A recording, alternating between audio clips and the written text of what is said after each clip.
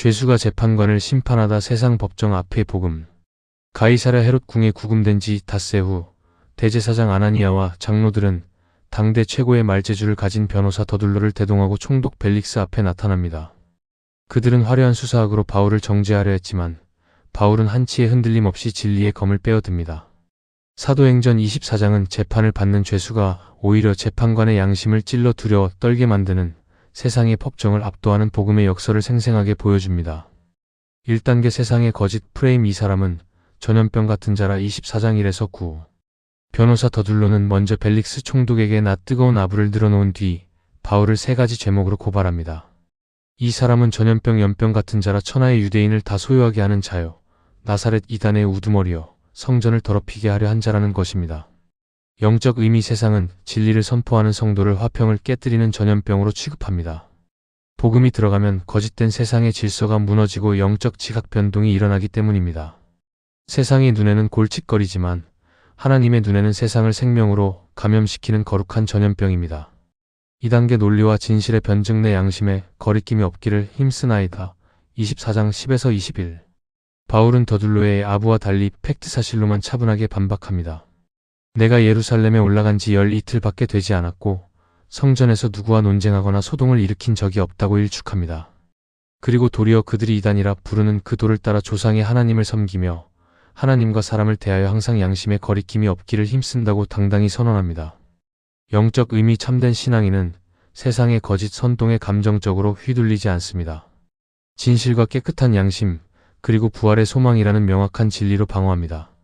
성도의 가장 강력한 무기는 화려한 말솜씨가 아니라 하나님과 사람 앞에서의 거리낌 없는 투명한 삶입니다.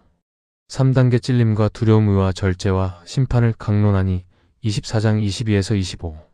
벨릭스는 바울의 무죄를 알았지만 판결을 연기합니다. 며칠 후 유대인 아내 드루실라와 함께 바울을 불러 그리스도를 믿는 도를 듣습니다. 이때 바울은 총독의 비위를 맞추거나 석방을 구걸하지 않고 타락한 권력자를 향해 정면으로 의와 절제와 장차 오는 심판을 강론합니다. 이 서슬퍼런 말씀 앞에 로마의 총독 벨릭스가 오히려 두려워 떨며 지금은 가라고 바울을 물리칩니다. 영적 의미. 재판석에 앉은 자는 벨릭스였으나 진짜 심판을 받고 있는 자는 벨릭스 자신이었습니다. 복음은 권력자의 부패한 양심을 정확히 찌르는 검입니다. 죄수의 몸으로 로마 총독을 두려움에 떨게 한 것, 이것이 세상의 권력을 압도하는 말씀의 절대 권위입니다. 4단계 타협과 탐욕의 결말. 돈을 받을까 바라는 고로. 24장 26에서 27. 벨릭스는 두려워 떨면서도 회개하지 않았습니다. 오히려 바울에게서 뇌물을 받을까 기대하며 자주 불러 대화했고 유대인의 환심을 사기 위해 무죄한 바울을 2년 동안이나 구류해 둡니다. 영적 의미. 세상 권력의 한계입니다. 말씀을 듣고 일시적인 찔림은 있었으나 돈탐욕과 사람들의 평판을 포기하지 못해 결국 생명의 기회를 날려버립니다. 반면 바울에게 2년의 갇힘은 무의미한 낭비가 아니라 그동안 쉼없이 달려온 사도에게 주신 하나님의 안식과 로마 사역을 준비하는 거룩한 충전의 시간이었습니다. 고발자 더둘로. 변증자 바울. 더둘로. 세상의 방법. 시작하는 태도. 총독을 향한 거짓, 아부와 아첨. 주요 논리. 과장, 선동, 증거 없는 억측. 목적. 유대인의 기득권 보호와 살인. 삶의 태도. 권력에 기생하여 이익을 좇음. 결과. 총독의 마음을 완전히 설득하지 못함. 변증자 바울. 복음의 방법. 시작하는 태도. 사실에 근거한 정중하고 깔끔한 서두. 주요 논리. 정확한 날짜와 목격자. 부재 증명. 목적. 부활의 소망과 복음의 진리수. 삶의 태도. 하나님과 사람 앞에서 양심의 거리낌이 없음.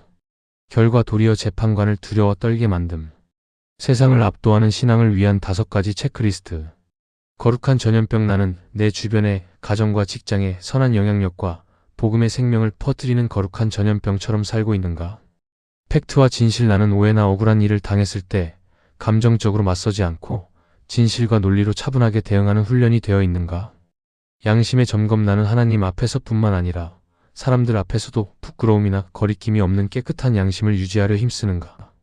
타협 없는 선포. 나는 상대방의 기분을 맞추기 위해 하나님의 의, 절제, 심판이라는 부담스러운 진리를 적당히 얼버무리지 않는가?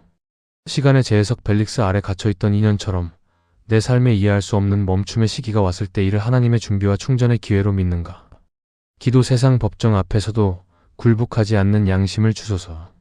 공의로 세상을 심판하시며 진리로 우리를 자유케 하시는 하나님 아버지, 세상의 권력과 거짓된 선동 앞에서도 조금도 위축되지 않고 맑은 양심과 부활의 소망으로 진리를 선포했던 바울의 당당함을 우리에게 허락하여 주옵소서.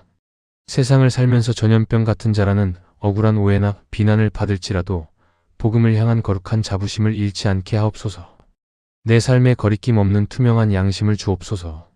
뇌물과 평판에 흔들렸던 벨릭스처럼 세상의 이익 앞에서 타협하지 않게 하시고 사람과 하나님 앞에서 언제나 정직하게 하소서. 나의 화려한 말주변이 아니라 깨끗하고 투명한 삶 자체가 세상의 고발을 이겨내는 가장 강력한 변증이 되게 하옵소서. 세상의 권력자를 향해서도 진리를 선포할 용기를 주소서. 바울이 석방의 기회를 엿보지 않고 총독의 죄악을 찌르는 의와 절제와 심판을 선포했던 것처럼 우리도 나에게 이익을 줄 수 있는 사람 앞이라 할지라도 하나님의 진리를 축소하거나 가리지 않게 하소서. 비록 갇힌 자처럼 보일지라도 영적으로는 세상을 심판하고 이끄는 참된 자유자로 살게 하옵소서. 우리의 영원한 재판장이 되시는 예수 그리스도의 이름으로 기도드립니다. 아멘.